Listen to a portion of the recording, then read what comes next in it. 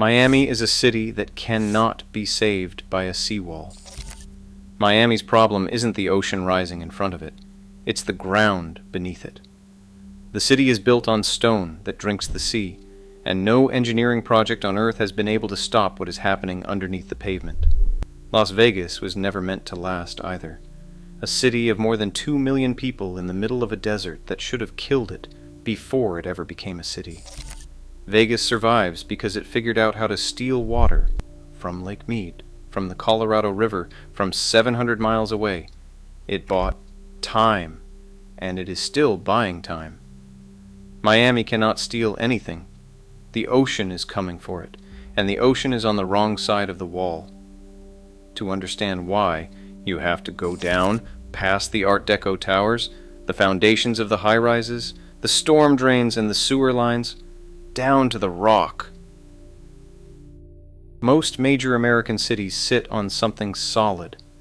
New York's skyscrapers anchor into Manhattan's schist, a metamorphic bedrock that has been compressed for nearly 500 million years.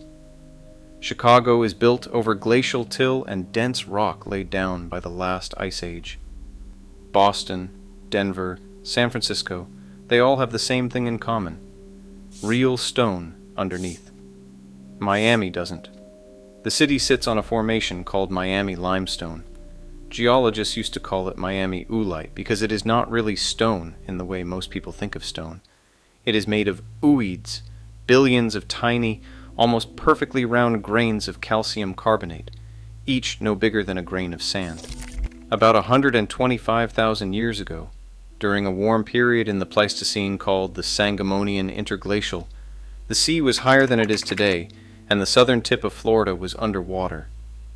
In that shallow tropical sea, ocean currents tumbled these tiny grains across the seafloor, coating them in layer after layer of calcium carbonate, until they hardened into a continuous deposit of porous, sandy rock.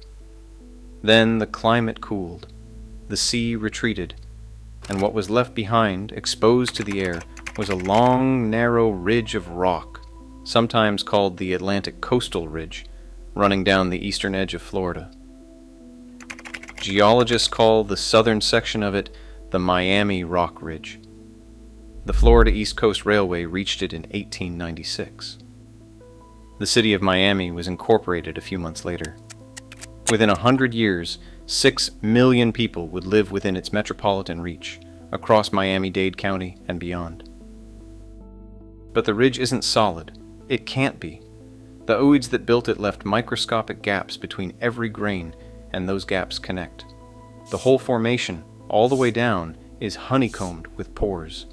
Water doesn't run over Miami limestone. Water runs through it. A geologist describing the rock once compared it to a sponge. This is the fact that makes Miami different from every other coastal city on Earth. Every other coastal city has a wall problem. New Orleans builds levees. Galveston builds seawalls. The Netherlands builds dikes. The principle is simple. If the water is on one side, you put something tall and solid between the water and the city stays dry. It's an old idea. It works. It doesn't work in Miami. You can build a wall as tall as you want, made of anything you want. The water won't go over it. The water will go under it, through the rock, into the city. Miami doesn't have a wall problem. The city has a foundation problem. And you can watch it happen. Every September, October, and November, the alignment of the Earth, the Moon, and the Sun produces the highest tides of the year. They're called king tides. In most coastal cities, king tides are barely noticeable. In Miami, the streets fill up with water on cloudless afternoons. It happens in places you can name. On Alton Road in Miami Beach, on Brickell Bay Drive, 3 blocks from the financial district, in Shorecrest, in Morningside, in Indian Creek. In Little Havana, 4 miles inland from the ocean, there is a bus stop that floods when it drizzles. The drizzle is not the problem. The problem is that the bus stop is sitting on porous rock. The rock is sitting on a water table that is already saturated with salt water, and any additional water from above, from below, from a passing cloud, has nowhere to go. The city has spent hundreds of millions of dollars trying to engineer its way out. Miami-Dade County has installed 103 one-way tidal valves that let water out of the drainage pipes but stop it from flowing back in. Miami Beach has spent close to $1 billion raising roads, elevating buildings, and installing massive pumps that fire up every king tide season to push water back into the bay. Permanent pump stations now dot the city, and during the worst tides, temporary pumps are deployed at intersections that are not equipped yet. But the pumps have a problem of their own. When they pull water out of the ground to keep the streets dry, they lower the freshwater aquifer underneath the city, the Biscayne Aquifer, one of the most productive aquifer systems in the United States. And when the Biscayne Aquifer drops, saltwater pushes in to take its place. Saltwater intrusion is the technical term, and it has been measured in South Florida for decades. The same saltwater that has been seeping through the limestone is now contaminating the wells that supply drinking water to millions of people across Miami-Dade County. Florida's sea level has risen by 8 inches since 1950. It is now rising about an inch every 3 years. NOAA projects another 2 feet of rise for southeast Florida by 2060. None of those numbers sound dramatic on paper, but Miami's average elevation is 6 feet. Vast neighborhoods sit just 2 feet above sea level. More residents of Miami-Dade and Broward counties live below 4 feet above the high tide line than residents of any other state in America, except for the rest of Florida and the Louisiana coast. The water is not waiting until 2060. The water is already in the city. It is coming up through the storm drains. The sidewalks bubble. The sewer system runs backward on sunny days. You can engineer a defense against a hurricane. You cannot engineer a defense against geology. There's another thing that happens to a city when its insurers stop believing in it. To understand how broken Florida's insurance market became, you have to start with Hurricane Andrew. In 1992, Andrew made landfall just south of Miami and erased entire subdivisions in Miami-Dade County. 11 insurers went insolvent. The ones that survived rewrote their models. That single storm restructured how the entire industry thought about Florida risk, and it set the stage for everything that came after. Since 2020, more than a dozen private insurance carriers have either left Florida outright or stopped writing new policies. At the peak of the crisis, more than 30 companies became insolvent, pulled back, or refused to renew. Some of them were national giants. Farmers exited in 2023. State Farm scaled back. Universal Property stopped writing new business. The list reads like an exit roster. The reason is not subtle. Florida represents about 9% of all American homeowners' insurance claims. It generates 79% of all American homeowners' insurance lawsuits. The litigation environment alone was breaking the business model, and that was before Hurricane Ian destroyed $113 billion worth of property in 2022, before the insurers ran their own actuarial tables and concluded that large portions of the state were no longer underwritable at any price. FEMA flood zone designations, which once served as a useful proxy for risk, cannot keep pace with a geology that moves water in all directions. The average Florida homeowner now pays more than $7,000 a year, the highest in the United States.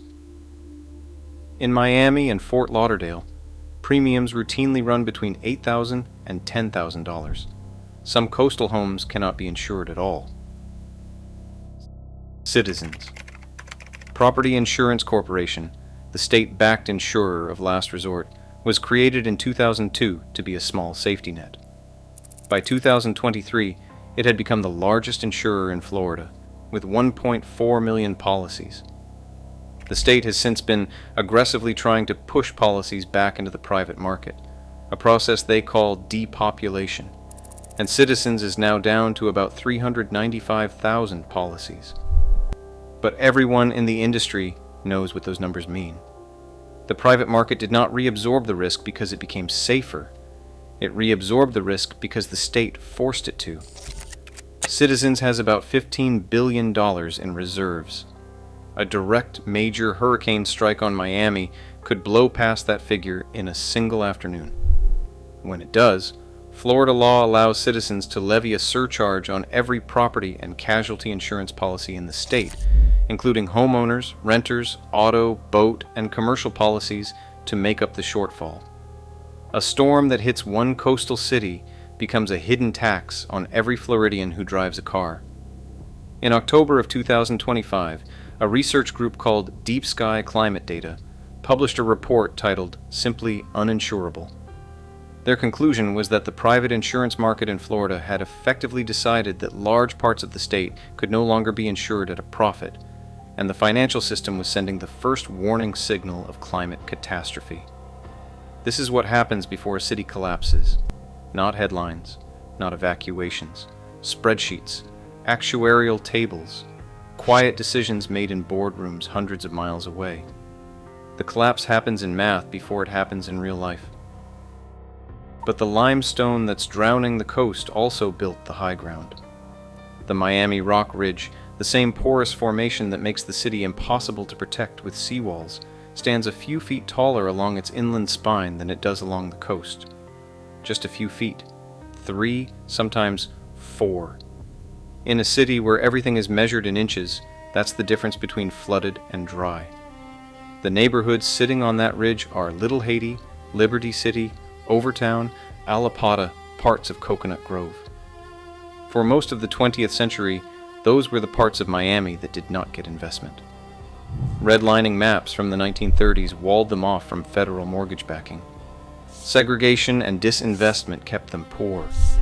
They were the inland neighborhoods, away from the beach, away from the money, where Black and Caribbean immigrant communities built lives because there was nowhere else.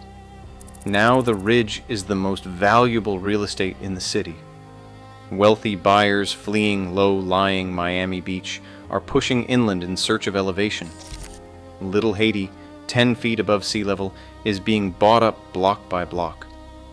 One of the limited liability companies acquiring property in the neighborhood is named, with no apparent irony, Premium Elevation.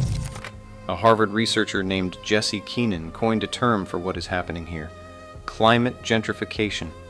The wealth migrates uphill. The people who built the high ground are priced off it. A Liberty City activist named Valencia Gunder has told reporters that her grandfather predicted this. Decades ago, watching the rest of Miami flood while his neighborhood stayed dry, he understood that the developers would eventually come for the land that did not go underwater. He was right. The geology never mattered to him.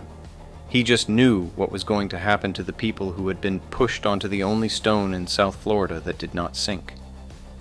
The bedrock that is killing Miami's wealth is the same bedrock that is displacing Miami's poor. The Swiss Cheese Foundation is doing both at once. There is a term for what cities facing this math are eventually forced to consider: managed retreat. It means accepting that some land cannot be held and that the people on it need to move inland, ideally with support, ideally with time.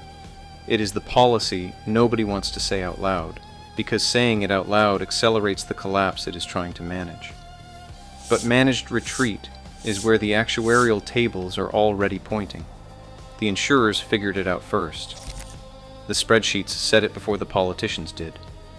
In 125,000 years, the limestone underneath Miami has never been asked to hold a city. It was made by a higher sea, in a warmer climate, in conditions that may be returning. The rock did not change. The world the rock is in is changing back. You can raise a road. You can build a wall. You can run a pump until the grid fails. None of it addresses the actual problem, because the actual problem is not the ocean. The actual problem is the stone. Miami is not being killed by the rising sea. The city is being killed by what is underneath it. And the only metropolis in the world built on this kind of geology is the one that ran out of time to learn the difference.